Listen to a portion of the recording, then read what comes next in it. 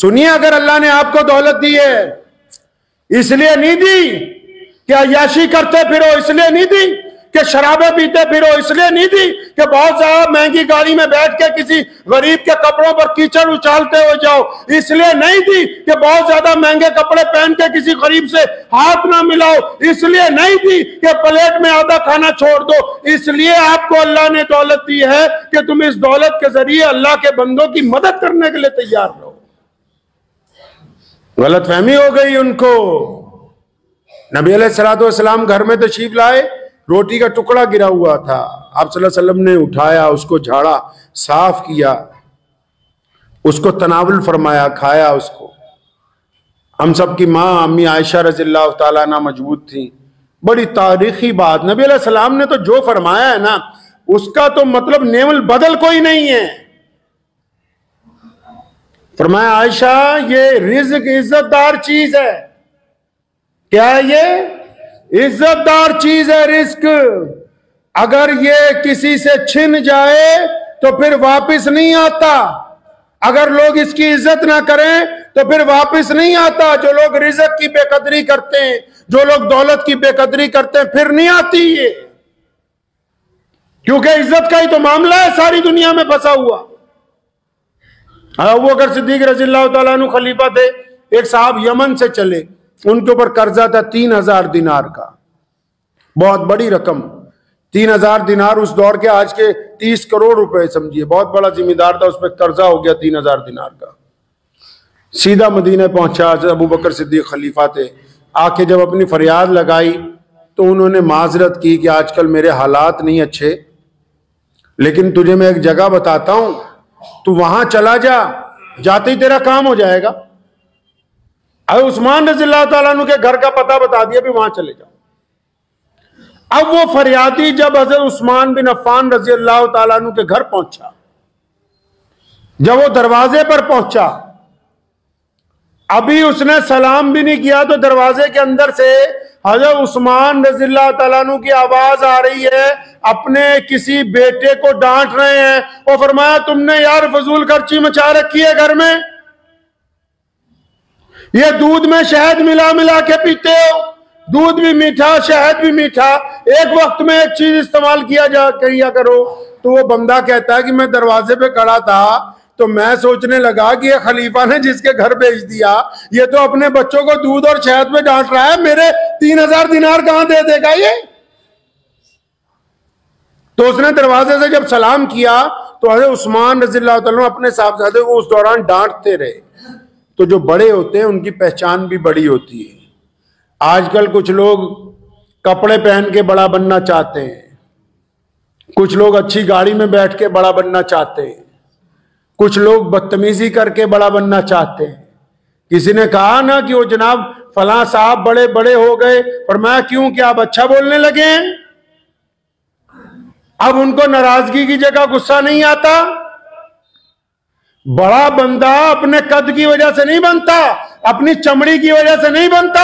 सैयदना बिलाल रज़ियल्लाहु ताला अन्हु का रंग काला है और वो हबशी हैं और पांव में जूती नहीं है, कपड़े फटे हुए हैं, लेकिन अल्लाह ने उनको मुअज्जिन रसूल बनाया। और रसूलुल्लाह ने फरमाया कि बिलाल कि जब मैं क़यामत के दिन जन्नत में दाखिल होऊंगा तो तू तो मुझसे भी आगे होगा। साहबा ने कहा, या रसूलल्लाह ये कैसे? फरमाया, जिस ऊंट पर मैं सवारी करूंगा उसकी मुहार बिलाल ने पकड़ी होगी।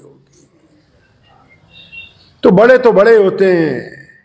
अगर बड़ा बनना चाहते हैं तो अपने मिजाज में आजिज़ी लानी होगी, अपनी जुबान से नफरत को निकालना होगा।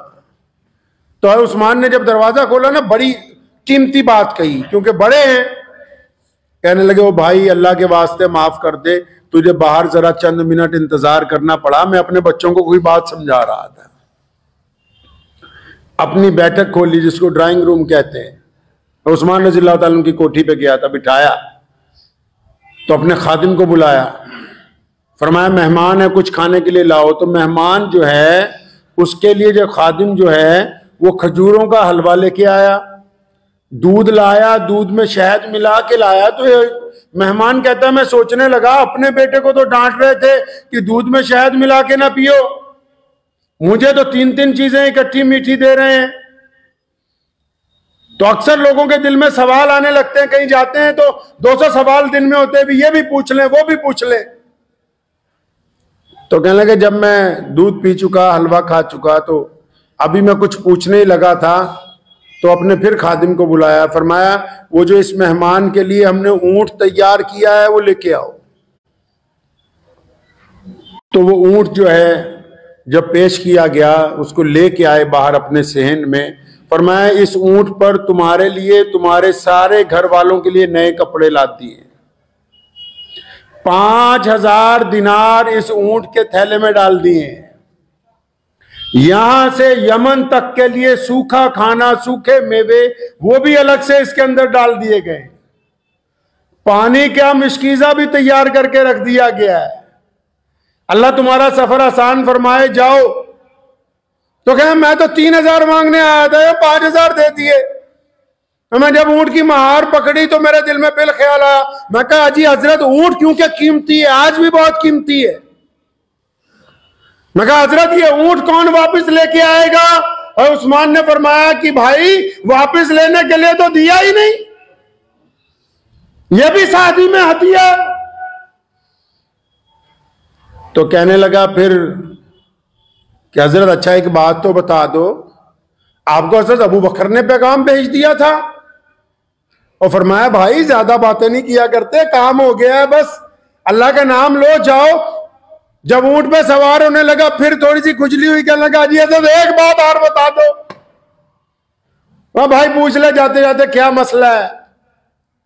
बाद हजरात को मसले बहुत पूछने का शौक होता है। इमाम अबू हनीफा के पास एक साहब गए, कहने लगे जी मुंह धोता हूं जब वजू करता हुआ, जब दाढ़ी में खलाल करता हूं 2-3 दफा कर ले तो वजू हो गया? फरमाया हो गया। फरमाया मेरी तसल्ली नहीं होती। फरमाया फिर ऐसा किया कर, रात को इसे बाल्टी में भिगो दिया कर, सुबह निकाल दिया कर। कई लोगों को आदत होती है कि नहीं मसले पे मसला ही पूछना है। वो कहता मैं फिर हजरत उस्मान के पास गया कि हजरत बस आपसे एक बात पूछनी थी। फरमाया अच्छा पूछ ले भाई, अब जाते जाते तू ये भी पूछ ले। कहने लगा मैं जब आया आप अपने साहबजादे को इस बात पर डांट रहे थे, आप इस बात पर नाराज हो रहे थे कि देखो दूध में शहद मिला के ना पिया करो, फजूल खर्ची ना किया करो।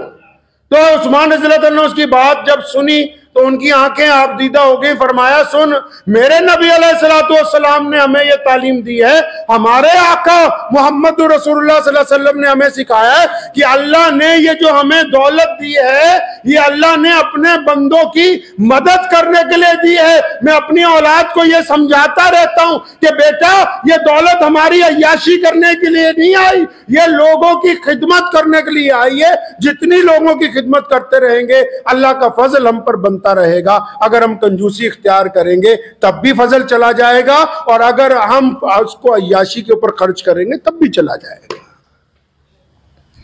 तो शुक्र मनाया करें इस बात का कि अल्लाह तबारक व तआला ने हमें मोहम्मद रसूलुल्लाह सल्लल्लाहु अलैहि वसल्लम की उम्मत में पैदा किया, जिन्होंने कदम कदम पे हमारी रहनुमाई की है। जिन लोगों ने अल्लाह ने दौलत दी है ना, फिर भी अगर वो टूटे हुए मकान में रहते तो उनके लिए जायज नहीं है। जिनको अल्लाह ने दौलत दी है फिर भी गंदे कपड़े पहने, उनके लिए जायज नहीं है। जिनको अल्लाह ने दौलत दी है और वो सवारी पर सफर करके जा सकते हैं, फिर भी जबरदस्ती लोगों से लिफ्ट मांग मांग के चल रहे हैं, जायज नहीं है। अल्लाह ने जो नेमतें दी हैं उनका इजहार होना चाहिए, और फिर अल्लाह की नेमतों में से हकदारों को हक देना चाहिए। मेरे वालिद शेर इस्लाम मौलाना हबीबुर रहमान लुधियानवी रहमतुल्लाह अलैह को अल्लाह तबारक व तआला उनके दर्जात बुलंद फरमाए, हमने सारी जिंदगी उनके साथ गुजारी, तमाम बातें उनसे सीखी। बड़ी अजीब बात उनकी ये देखी कि जब कभी यार दोस्त कोई आ गया, कोई मुसलमान आ गया, कोई जरूरतमंद आ गया, अगर उसने आके कहा ना जी हजरत कर्ज दे दे, कर्ज दे दे। जब मैं थोड़ा काम संभालने लगा उनके साथ तो मैंने खुद इस बात का तज्जिया किया और जिम्मेदारी से कहता हूं, जब कोई आता था हजरत के पास कि हजरत कर्ज दे दें, तो जवाब नहीं देते थे, उसको बिठाते थे, अपने हुजरे में जाते थे, जितना सामान देना हो, जितने पैसे उस वक्त मयस्सर हो, ये नहीं देखा भी अपना खाना खाली हो रहा है या नहीं, वो ला के उनकी जेब में डालने और फरमाना बेटा भाई कर्ज तो मैं देता नहीं हूं, तेरी परेशानी में जितना मैं हिस्सा डाल सकता था वो डाल दिया ताकि तुझे वापस देने की टेंशन ना हो, मुझे लेने की ना हो। सारी जिंदगी ऐसे गुजारी, तमाम लोगों के साथ यही मामला किया।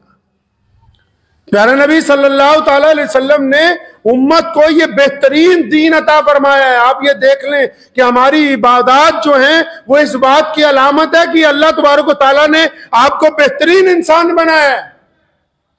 तो इसलिए कंजूसों को मेरी गुजारिश है बड़ी, जो भी हजरात कंजूसी करते हैं, पहले तो अपने हालात अच्छे कीजिए।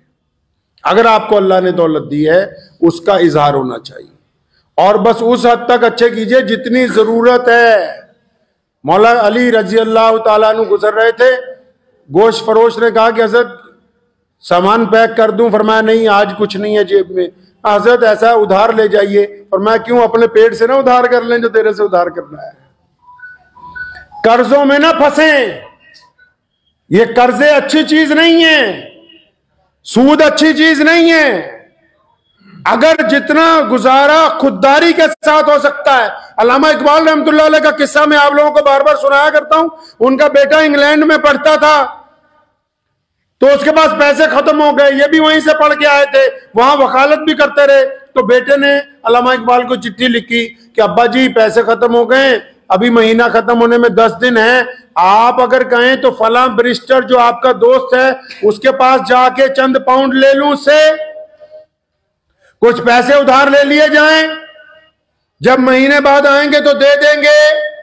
बेटे को खत के जवाब में खत नहीं लिखा, पूरी नज़म लिख के भेज दी। फरमाया खुदी ना बेच, फकीरी में नाम पैदा कर।